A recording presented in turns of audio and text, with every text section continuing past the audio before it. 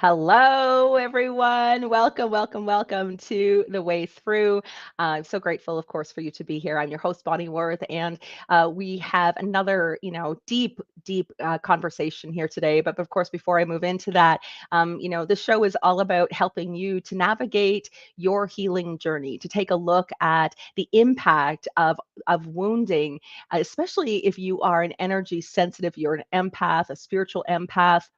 We take a look at it, the impact of it through the lens of mediumship, looking in terms of understanding the metaphysical principles through that state of being in our lives, as well as incorporating the co-creative principles within the universe to help us really take control and embrace our conscious choice to really activate and make phenomenal change in our life. And I'm so grateful, to all of you who've been tuning in consistently with the show, reaching out and, letting me know the impact that the show is having in support of your healing journey. So I think that that's so great. And of course, it's the very thing that continues to motivate me and inspire me to show up each and every week to have these conversations. So I'm so, so grateful again for another chance. I just, something I've been meaning to say as a part of conversation in many of the shows that I've done already is that these shows, are can be a little bit triggering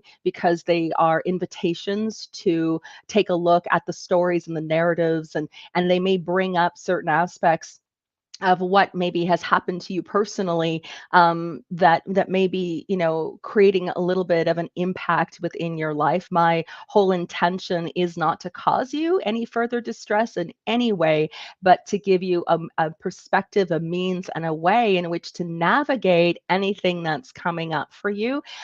If you are someone who's just new and tuning into the show, welcome. If, of course, if you've been here for a while, you're moving along with the shows, and there is a series of shows that really are kind of laying a foundation for some of the approaches, not only that I use within and have used in terms of my own healing journey, but just in helping you to kind of move through this step by step. So if ever, you're listening to an episode, I just want to encourage you, do what's right for you. Listen as you can listen, step away if you need to step away. But I really encourage you to come back and to give yourself the chance to explore your journey in another way, of course, as always, my greatest hope and benefit to you and in support of you, so that you can really begin to claim the autonomy over your own life and make those big transformational shifts that I know are possible for you. And of course, knowing, of course, what you are truly worthy of living and being and expressing in your life. So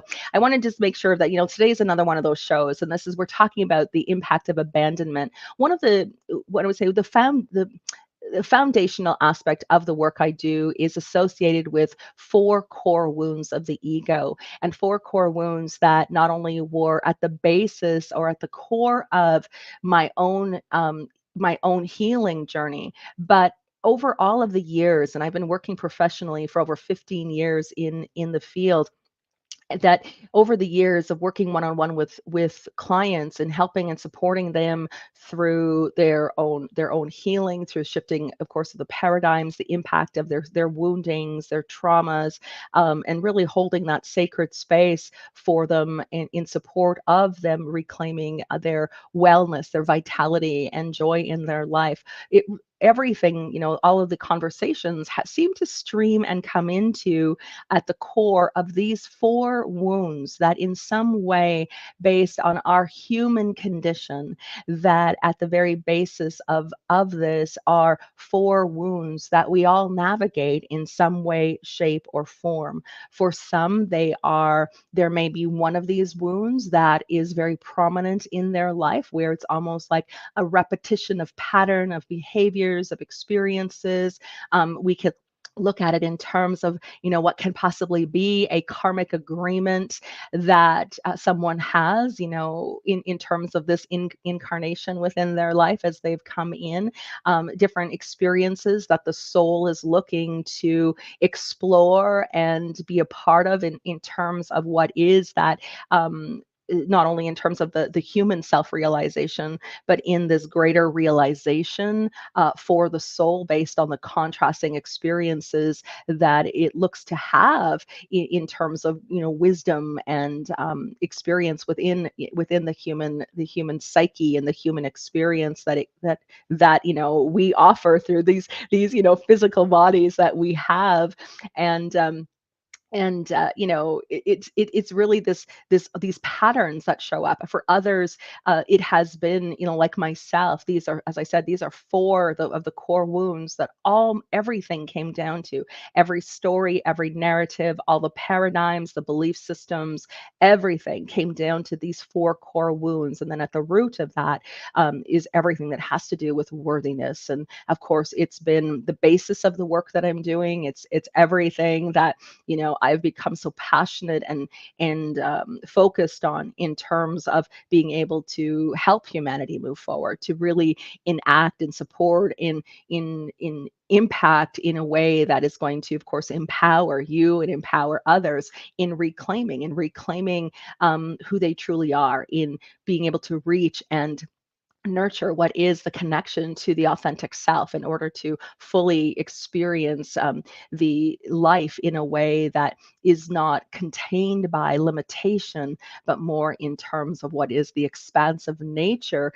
of what is possible for us in relationship to our connection to the universe. So this is where we start exploring in these next few shows. This one this week and the following three are about these core wounds. I touched a little bit about these four wounds when back in, I think it was show number 5, which was called Unraveling the Wound, where I started to bring in this information. So if you're just new here, I really invite you to go back to listen to the previous shows. You might also find, based on this too, if you didn't catch last week's show of the gifts of the trigger, I really would invite you to go back and listen to that as well, so you can really embrace those as the opportunity of transformation. But we're going to dive in here and really start to explore these wounds together. And of course, every conversation that we have, time and time again, is another conversation yet to be had. So we only have this time together, and so I want to make sure that I'm honoring you in the best possible way of providing you not only with perspective, but of course some ways for you to start moving forward or be supported even further on your own healing path. Today, we're taking a look at abandonment and abandonment, or we could say, and what would be neglect. They kind of go hand in hand as one of the core wounds. And irregardless, of the experience, of the stories that are there, abandonment leaves an incredible mark on our psyche.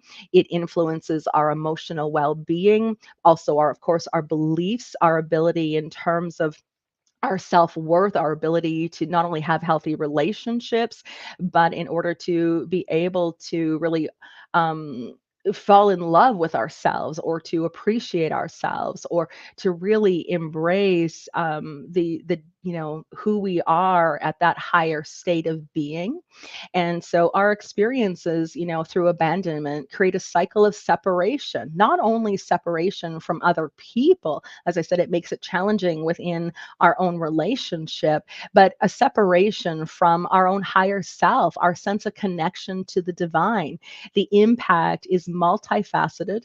There are psychological consequences. There are paradigms that get formed, belief systems that begin to take form.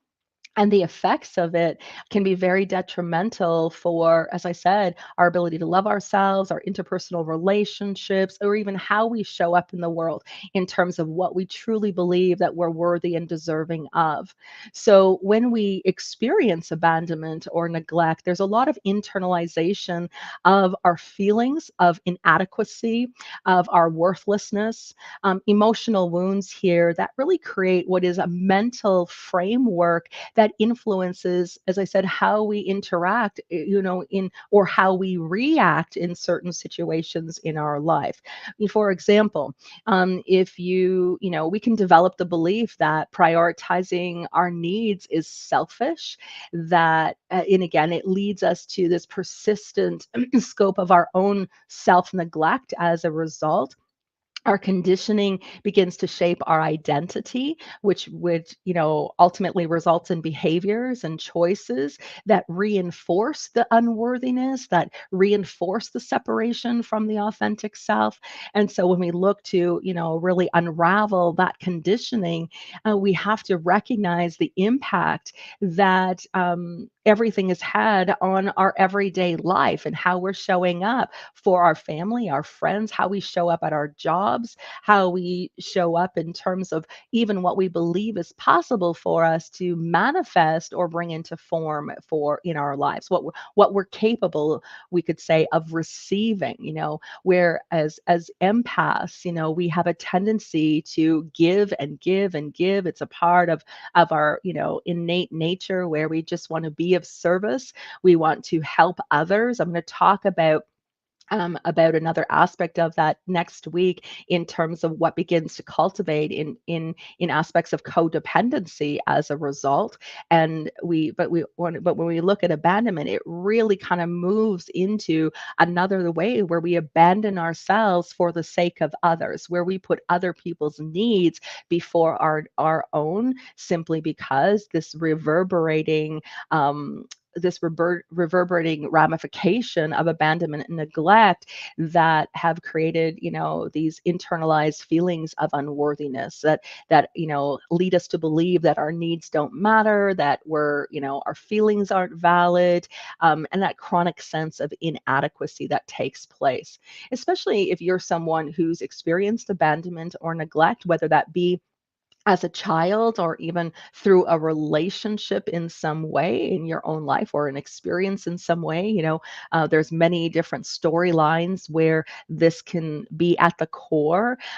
It can be the very thing that creates the prevalent overture of anxiety, of depression, of that low self-esteem. Also the inability to find emotional regulation, so that not able to respond to stress in a healthy way, not able to manage the reactions, right? It's the tendency to react to situations versus responding, which is, responding is from that sense of observer or connection to the higher self, and that cultivated deep sense of worthiness. When we don't have it, we are in reaction. We are being triggered, and we are being triggered by something of the past that's causing us to behave, to react, to strike out in some way. So again, it really, it creates that dysregulation within our nervous system in those experiences.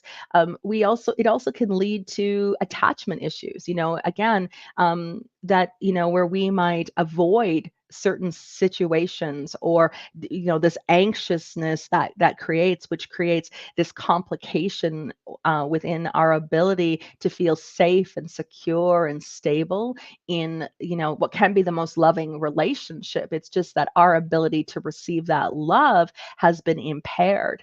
And so that anxiousness there, one, it can lead to the sense of neediness where we really cling to people. We become overly dependent on them. And again, that's I'll talk more about that next week. To the other point where we actually avoid and we create isolation and we distance ourselves in order to protect any future or potential hurt. So the dynamics of this really create some big barriers that make it difficult for us to have, healthy, not only healthy relationships, but create a genuine connection, and a genuine connection even in terms of the intimacy. And that's not just physical intimacy, that's emotional intimacy with others. And so there's just it's just a ripple effect that begins to play out, and causing even further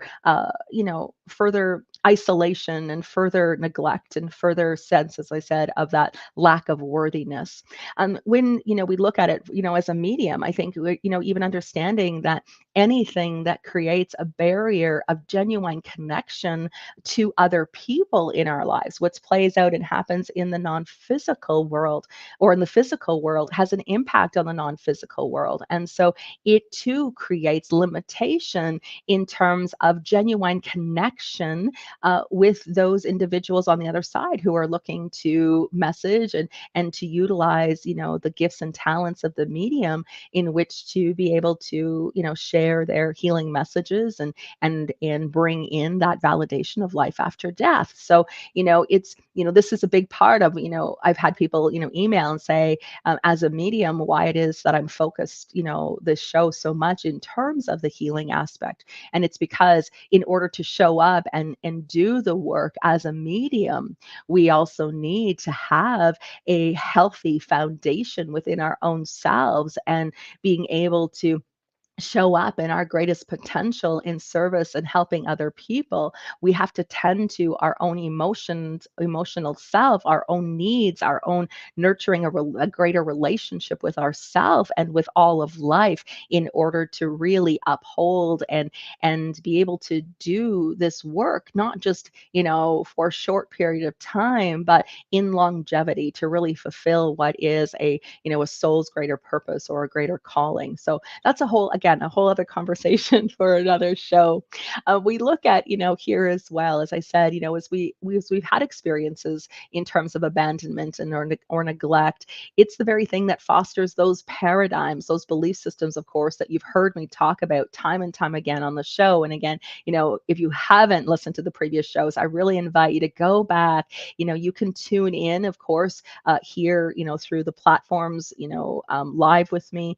You can catch the replays, on YouTube.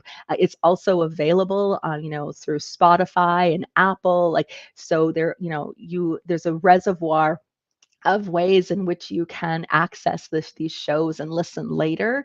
So you don't even necessarily need to, sit and watch the video, but you can tune in to the audios, of course, of the program as well. I really encourage you to go back and listen to some of those other shows to help you better understand and kind of move into a deeper awareness of the perspective, of course, of this information that I'm bringing forward. So, here again, these belief systems, these paradigms, when we look at having been, victims of abandonment or neglect, those, that leads us to believe that we're not lovable, that our relationships with others are inherently unsafe. And so again, that it can manifest as this pervasive mistrust of other people. It is, always that tendency to expect rejection, that you're going to not be loved and accepted for who you are. And it also causes us to rationalize behaviors of other people in our life, whether it's our partner, whether it's a friend, a spouse, whether it's a child, even that we begin to rationalize their bad behaviors or their bad choices or how they're treating us simply because we're afraid of future abandonment. We're afraid of being left. It's like this self-fulfilling prophecy that where the fear of that loss is going to push them, we push them away, or we're going to lose having those relationships in our lives. Excuse me. Sorry, excuse me for that. So what it does is it just really reconfirms those initial beliefs that we have. And so, those belief systems, like I said, I'm not lovable, my needs are not important, I need to earn love and approval from others, I will be abandoned again. I'll always be alone. I can't trust anyone. My feelings don't matter, all of these things. Or I must be perfect in order to be accepted. All of these things that take us further and further away from what is truth and make it and cause us to avoid healthy relationships. It causes us to avoid a healthy relationship with ourselves, and it keeps us stuck in, as I said, with those relationships that actually do not serve us. One of the things that I have learned, from my own journey through all of this is that when we have experienced abuse, and again, that's another one of the core wounds I'm going to be talking about. But when we've been abused or we've been abandoned, we've been neglected in any way, What further complicates it is the as I said, is the very fact that we don't believe we're worthy of anything else. And so we just accept it, which means it's difficult for us to choose ourselves, to anoint ourselves as being worthy or anoint ourselves as mattering in the whole scope of things, and why we stay stuck in these abusive or these challenging relationships. And I've come to understand, like, the first time something happens and we're abused or we're hurt by someone or we've been abandoned or neglected, like the first time that that happens. Now, this isn't necessarily as children. I'm talking more in terms of the awareness as adults, and having, this sense of awareness of beginning to look at our choices that we have when it comes into it. When we have a difficult or challenging relationship, and we're receiving that abuse, or we're being, neglected, or we're being pushed away, or in these, putting up with bad behaviors, that is a form of abuse. And so it happens the first time, and it happens the second time, and it's like we're still in those situations, we're still in those relationships, we're still tolerating and putting up with it. By the time we are moving into situations, into the third cycle, into the fourth cycle, and over, we've now moved to become our own abusers at that point, because we have had the awareness of the situation, of their behavior, of, how they've mistreated us, and we still continue to stay in the relationship or put ourselves back into a context of maybe even social interactions with the same people who have hurt us. And when we do that time and time again, as I said, we become our own abusers at that point. So we really have to be very cognizant and aware of what we truly are worthy of. So moving forward, I'm saying, we talk about the chaotic dynamics, of relationship. It's where we have the continued separation, the patterns of self-sabotage that really begin to actualize. And so, the neglect of, so not only have we been abandoned or neglected in some way, or have had experiences with that, what happens is that we then begin to abandon ourselves. We then begin to neglect ourselves. And that's, again, our needs, our desires, our feelings all become less important than anyone else. And we diminish our own self respect, we diminish self love, which makes it really difficult, not only in terms of having that healthy relationship with ourselves, but it impacts our ability to have a this journey towards the self-realization and our own self-acceptance.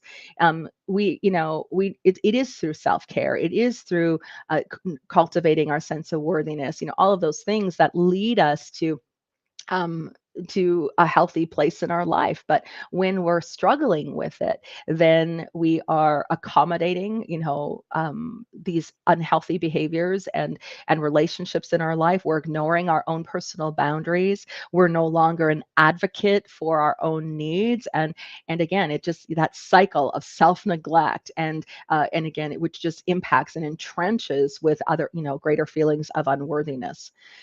One of the other things that it does is the cycle that also leads to, again, this contributes to, as I said, that separation from others, but a separation in terms of our own spiritual connection. That when we have this aspect in terms of what is our spiritual domain, we're disconnected from our higher self. We're disconnected in the relationship with the divine. We are, we believe we're unworthy of love and grace, and it really creates a spiritual void inside of us. And that disconnection, it's why so many individuals will come forward with feeling lost, being stuck, feeling like they have no purpose. They maybe lack a sense of belonging in the universe, or are questioning, the very reason why, God, why they're even alive. And I say that because I was there. That was exactly, what is this all for? What purpose is there for me in the world? Because I felt I was so disconnected. It was this compounded pain of the neglect and the abandonment that created this ongoing sense of separation. So, when we understand the effects of it, we're able then to go, okay, what is at the root? And when we can look at the root of what it is, the roots of self-abandonment, this is where again we begin to reclaim our sense of sovereignty and autonomy over our lives. So, again, as I said, when we face traumas, when we have had experiences where abandonment and neglect were a part of what happened to us, it creates the patterns, the belief systems, the behaviors that lead to further self-abandonment. We neglect our own needs, we neglect our desires, we neglect our passions, we neglect all of these things. It's this reverberation that continues to affect the physical, emotional, and spiritual well-being of who we are. And so, this is why it's such a critical aspect of our healing journey, because in reclaiming our lives and reclaiming our connection to the divine, in reclaiming all of it, we have to unravel and uncover every aspect of the ways in which we have neglected, are neglecting or abandoning our own selves. And again, we can look at it from a physical context, even not taking vitamins or eating healthy or exercising, all of those things we know are in support of our health and well-being, but we don't take action towards it. We might take action towards it and we do really good for a week, we do really good for a couple of weeks, we're really moving along and just feeling and starting to feel really good, and then all of a sudden something we self-sabotage, and this is what gets in the way because we're so conditioned to being abandoned and conditioned to of being separated, that we have to make this we bring in conscious awareness to the choices we're making and our commitment to ourselves in order to move forward. So, we look at, as I said, our desires get sidelined for the sake of other people, our time, our energy. It's a foundation. We just abandon ourselves over and over and over again because we believe we're less deserving of the care, of the fulfillment. And again, as I said, and every time we do that, every time we abandon ourselves, we are creating a further disconnection from our authentic self, from that highest of selves and what is our purpose. So, we neglect our personal needs, and there is almost like an emotional deprivation within our relationships because we are prioritizing other people's needs, well-being, and we might ignore the signs of our own stress, our own fatigue when we're having anxiety. And again, simply because we're programmed in believing that it's selfish or for us to have emotional needs or require emotional boundaries. That's another show I encourage you to tune into. And it really that neglect of it is what can lead to the deterioration of our own health. And fundamentally, it's all aspects of what is self-care and self-love. As I said, we abandon our dreams and desires, where this belief that we're not worthy of success or we're not worthy of pursuing our passions, that dreams that we once had that we thought, of something, a dream we really held gets put on the shelf. It's no longer important because there's just that pervasive sense of inadequacy. The fear of failure comes up. And, we maybe if there's a career that we're feel passionate about or want to move towards, we don't believe that our talents are sufficient enough in order to do that work or for success, of course, to be attainable. So, this is this is so ingrained within us that even our inability to make those pursuits into realization or to manifest them just creates this deep sense of disappointment, and of course this even deeper sense, of course, of abandonment. So we look at it takes such an emotional toll on us. our resentments, our frustrations can emerge. We can, as I said, get very confused. We can lack direction, have low self-esteem, all of those things. And so all of the issues just over time and over through all of these experiences just become exasperated, and it becomes this pattern that we just begin to gravitate to, simply because we don't realize or recognize that there's any other choice, or that there's any way to move beyond it. And so we just accept it. It goes back into some of those old adages where you just accept the bed that you've made. You play the cards that you've been dealt, right? And so these are all things that we just tolerate. We basically give up on ourselves and give up on any hope that there could be an alternative or something different for us to be experiencing. So, we get trapped in a cycle of abandon, both in the external world and, of course, in the internal aspect of our own self as well. So, it really has like I said, it's very complex.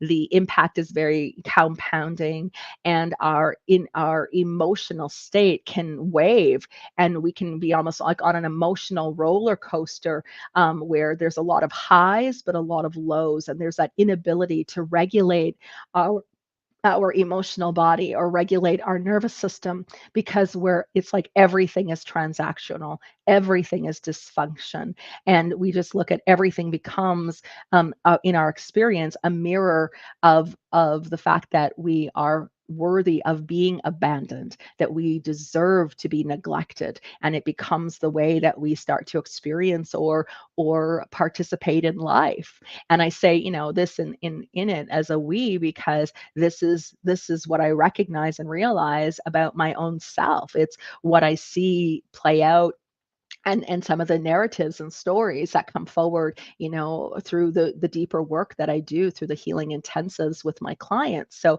there is, there's one thing when we think it's a me thing and it's only me who's experiencing it. But when we start to hear the stories, and start to become start to express our pain instead of suppressing it, when we start to give voice to the narratives and the stories and the impact that these experiences have had on us, we realize that we're actually not alone, and that there's many people who've experienced the same. So the same feelings, maybe the experiences are different, but the impact of the experience, the emotional content, and the belief systems, and what it creates in terms of a lack of unworthiness is the same. As I said, the stories are immense, and everyone has a story in some way. And this is where, again, you might have heard me say it on before on the show. When it comes to trauma, I'm not someone who defines trauma as whether it's a big T or a small T. I think that in and of itself really diminishes the impact, the emotional impact, the not just the psychological, but the emotional impact, the energetic impact, even of what transpired or played out for someone. And it negates it completely, where we begin to, even in our traumatized and wounded states, that we are being taught, or we're being led to believe that our trauma is also there's also a measurement. So we shouldn't react the way we're reacting because we didn't experience it as bad as someone else had it. And so it's one of those things that I want to, just wave caution to, in terms of not measuring it in terms of what happened, based on, was it a big T, in the sense that it really warrants the emotional impact and the suffering that you're going through. I don't care what the story is. I mean, I care what the story is. I care so much. It's why I do the work that I do. I care so much, but I don't care about what the measurement of it, what I care about, and I want to invite you to really care about, is the impact the experiences have had on you, the emotional impact, the energetic impact, because no one can measure that. No one can measure it, because how it affects us is a very personal experience. And it's a personal experience that needs to be honored. It matters. It was, the impact it had is important, and and you deserve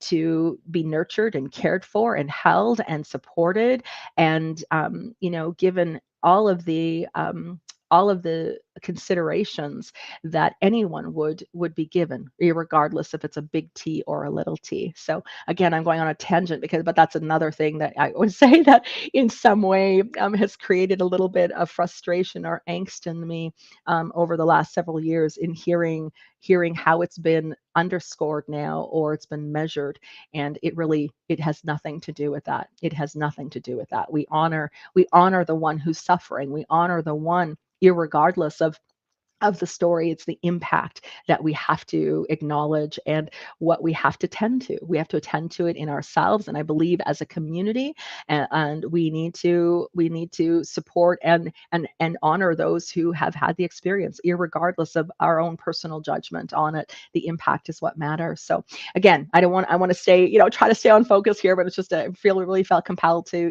bring that as a part of the conversation here.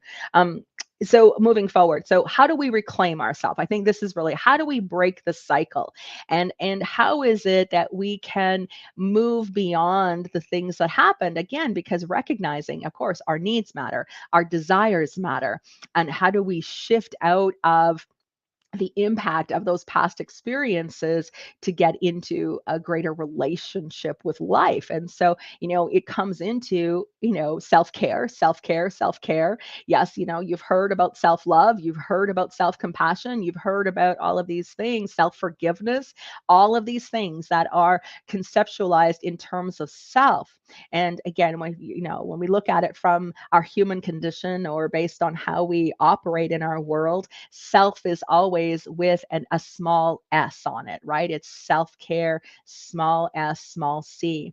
I want to encourage you when it comes to reclaiming self that you capitalize that s, irregardless if it shows up in the middle of the sentence, that we are talking about reclaiming the higher self, reclaiming the sense of self from the deepest level inside of you that is worthy, that is that in bringing forward so that you can rise above all of those feelings and all of those conditions that are there. So this is when we look at self-care practices. What are the practices that are nurturing the spirit? If you go back, I want to say all the way back to the very first show that I did, where I talked about the mind body spirit connection, and I shared with you how in nurturing the spirit first, how everything begins to reorchestrate and benefit as a result. And this is no different. When we look at reclaiming ourself after being abandoned or neglected,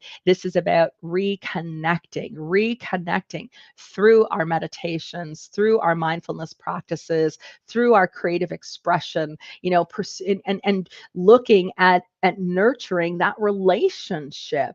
There is, to understand that we are the expression of God itself. Now, whether God, I would say, is not within what is a religious doctrine or decree. That's when I speak of God, that's not what it is for me. God is the all that is, the universe, the creator, the unconditional love, the that which is there, which is the higher power, that which is that we seek to connect with, that with which we seem to know, that which is, we could say, is home for us. And so that's when I speak of God, that's my reference of it, not based on, as I said, the doctrine or decree, through in other ways. And so very often, if you've been hurt or wounded, that sense of separation can also create a very adversary relationship with a higher power.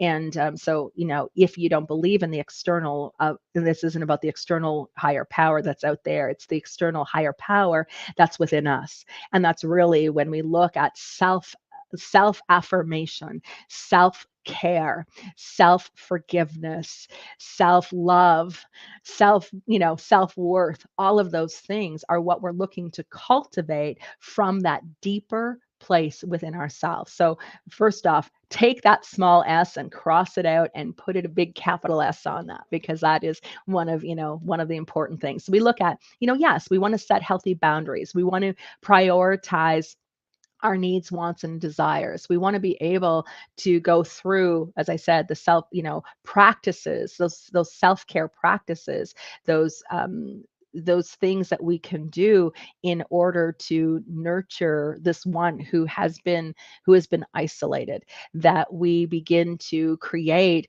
a place that's safe for us, safe within ourselves. We may not feel safe in the external world, but we need to reconnect and create a place of safety within our own self. And so this is, we need to explore. We need to explore what's going on inside of us. We need to be present with what's there. We need to feel into what's there. And this is again where, you can certainly, do a lot of this work in terms of your own, on your own, as you begin to journal and you begin to reflect and you begin to go through some of the impact and some of the narratives and some of those belief systems. It's so great, of course, to be able to reach out, to get support, to get help, to be a part of whether it's a program or having someone like me who comes in as your coach, to be able, and coach and healer, to be able to help and support you in navigating some of the emotional terrain that's there. Because I know for myself, I could never ever have made it to where I am today solo on my own,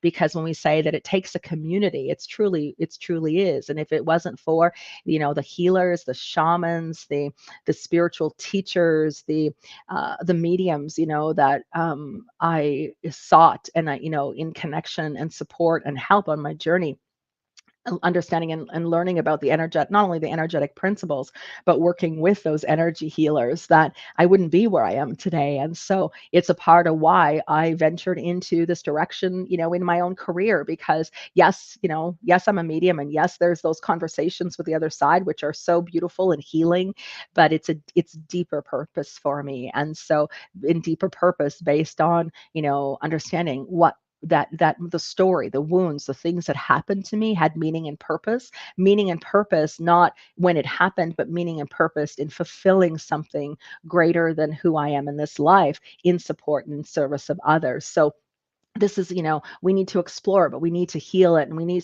sometimes we need help and support in order to do that. So, of course, please reach out if you feel compelled, in any way. I would be honored to honored to help you, excuse me, in any way I possibly can, in supporting, of course, your healing journey. We need to acknowledge, I'm going to get back to here, how do we reclaim our sovereignty? How do we reclaim this? Well, we look at, self-worth is an intrinsic aspect of how we value ourselves. It's independent. It's not based on external judgments or what other people believe that you're worthy of. It is about recognizing and affirming your worth based on what is true from that highest of self, from that divine self inside. It's about, what the angels or your God or the masters or the universe would want you to know about you, want you to understand. So it becomes being the voice of that for yourself over and over and over again. So, we need to affirm our worth. We need to cultivate that sense of self confidence inside of ourselves, because abandonment and neglect it takes a big hit on the self esteem. So we have to look at nurturing that, being our best friend, being our cheerleader, instead of, the negative mind chatter that's there and the ways that we cut ourselves down and we criticize and judge ourselves. That inner critic needs to go, shh, quiet, no more of that. And you begin to choose the voice of the angel that exists inside of you, the voice of the angel that, begins to help, focusing on that inner sense of value, the voice of the angel that's inside of you that says, I am worthy of love and respect. I am worthy of taking up space in the world and expressing my thoughts and having an opinion. I'm worthy of setting boundaries that support my well-being. I'm worthy of healing. I'm worthy of surrounding myself with positive and uplifting people. I'm worthy of my own time, my own love, my own self care. I'm worthy of success. I'm worthy of abundance. I'm worthy of making choices that serve my highest good. I'm worthy of expressing my needs and desires. I'm worthy of having needs and desires. I'm worthy of being treated with kindness and compassion. All of those things. You can just, going on what I call rampages of worthiness worthiness, a rampage of worthiness, where you just begin to create, whether, I would encourage you, create a list of affirmations of worthiness and let that become your mantra. Let that become your prayer. Let that become something that you get into and rampage about it. Rampage about it instead of rampaging about everything that's wrong and broken and what's not right in your life and how hurt and wounded have you been. Rampage in terms of your worthiness. Really begin to ignite it inside of yourself. It's one of the ways, to begin to boost what is the not only helping you on the emotional body to begin to feel good, but it boosts your vibration. And anything you can do to boost your vibration is going to bring you into alignment with the things that you're looking to manifest in your life, right? So you want to look at becoming that, letting, I always say that we've got two parts to us inside. We've got a low ego and we've got a high ego. We've got a low self and a higher self. We've got a hurt and wounded little one inside of us, and we have an angel. So this is about giving the angel the opportunity to have a voice inside of you and let her or him or they begin to express and support you in being able to reframe not only how you're thinking, but reframe how you're feeling and what you understand and know that you are worthy of. Of course, prioritizing your self-care. I talked a little bit, recognizing what are those physical needs, what emotional needs do you have, what spiritual needs do you have, and of course, taking active steps towards that.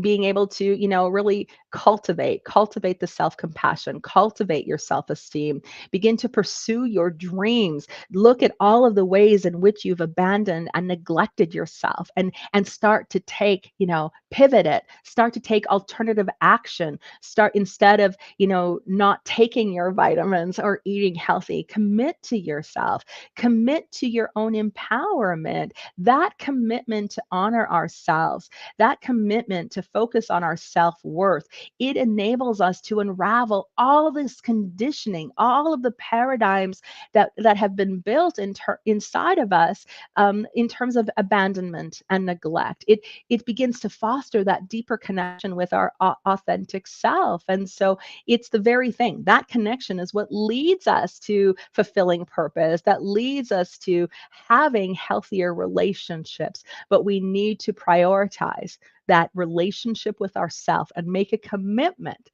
that we are no longer going to neglect or abandon ourselves ever again. At some point, someone needs to change the cycle, and that someone, whether we can point our finger and blame anyone in the world, that in order to have that healthier connection, that's healthier life, in order to have different experiences, we've got to look that we are the one at the core and at the center of it all. And so it is up to us. It is where our self responsibility really starts to take form. All right, my sweet friends, I really truly appreciate you for tuning in this week here again. Of course, if there's anything that I shared here with you, on the show that was helpful, please let me know. Please ensure to comment and like and share this episode with others who you feel might, benefit. And of course, subscribe. You can subscribe on on Facebook. You can subscribe on the YouTube channel, and of course through the podcast, Spotify, Apple, Stitcher. I mean, it's all in all those forms and all those ways. I just really truly appreciate in whatever way, that this chance to speak with you, to be with you, to honor you. And thank you so much for tuning in. I will be here next week. Bye bye for now, everyone.